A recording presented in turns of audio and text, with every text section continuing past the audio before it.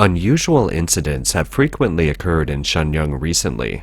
Is it because of Xi Jinping's emergency replacement of the commander of the Northern War Zone? On September 8th, Xi Jinping suddenly promoted a new general. This individual, the deputy commander of the Northern Theater, replaced the Northern Theater commander who hasn't yet reached retirement age. It was out of the ordinary, therefore considered very unusual. In Shenyang, where the Northern Theater headquarters are located, unusual activities have been taking place over the past few days, and there's speculation that they are all related to Xi Jinping's emergency replacement of the Northern Theater commander. According to official media reports, the Central Military Commission's promotion ceremony for the rank of general was held at the August 1st building in Beijing. Central Military Commission Chairman Xi Jinping presented a certificate of command to the new commander of the Northern Theater who was promoted to the rank of general. This individual has been promoted 3 times in 8 months from Major General to Admiral by Xi Jinping himself.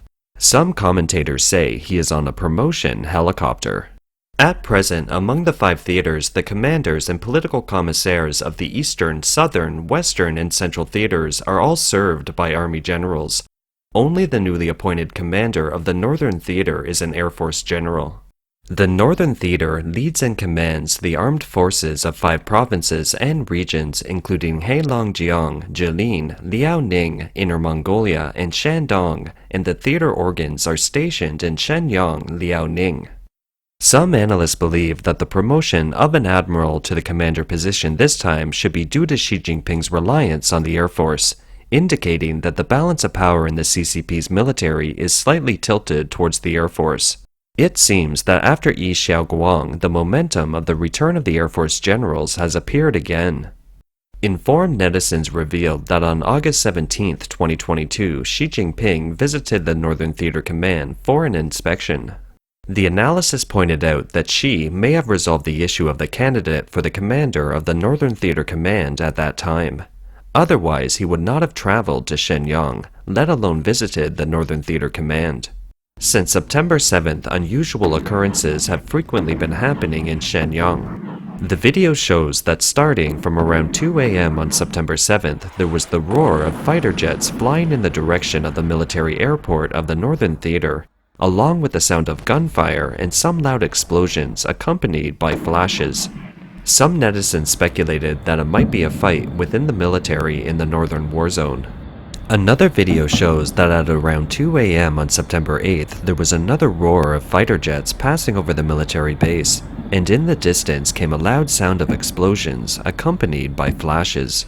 In the early morning of September 9th, a convoy of military vehicles escorted by police motorcycles appeared on the streets of Shenyang, but there were no reports in the official Chinese media.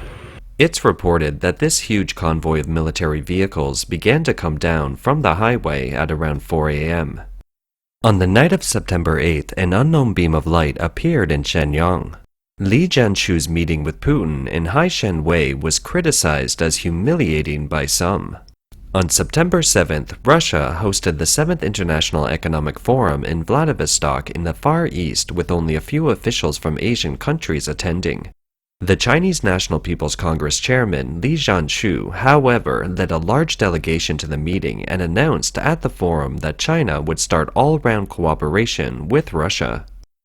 On the same day, Putin, who came to the conference, met with Li. I will soon meet with Xi Jinping, I hope, in Samarkand, Uzbekistan, as part of an event connected with the Shanghai Cooperation Organization. Our strategic partnership is developing, and is developing successfully. The trade turnover is growing. Last year, it gained significantly, by 36%. In response to this meeting, the international public focused on China and Russia teaming up to keep warm in the confrontation with the West, and Li Jianshu's visit to Russia is intended to prepare for the meeting between Xi Jinping and Putin next week. Some netizens were particularly concerned about the location of the meeting. Formerly known as Hai-Shen-Wei, Vladivostok was originally a Chinese territory. It was ceded to the Russian Empire by the Qing dynasty in 1860 and renamed Vladivostok in Russian, meaning conquest of the East or control of the East. A Twitter user posted, "Is it humiliating for Chinese communist officials to meet Putin here?" Some tweeters replied, "That's how it shows its sincerity. When did the Chinese Communist Party ever care about having a face? Without a face, how can it feel any shame?"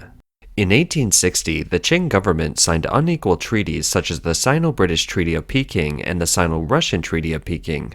According to these treaties, Kowloon and the new territories in Hong Kong were ceded to Britain, and Haishan Wei was ceded to Russia. After the CCP seized power, it recovered Hong Kong from Britain but didn't recover Haishan Wei from the Soviet Union because of their revolutionary friendship. After the Russian invasion of Ukraine, the CCP continued to support Russia in terms of public opinion, economy, and diplomacy, despite opposition from Europe and the US, and continued to strengthen its military cooperation with Russia.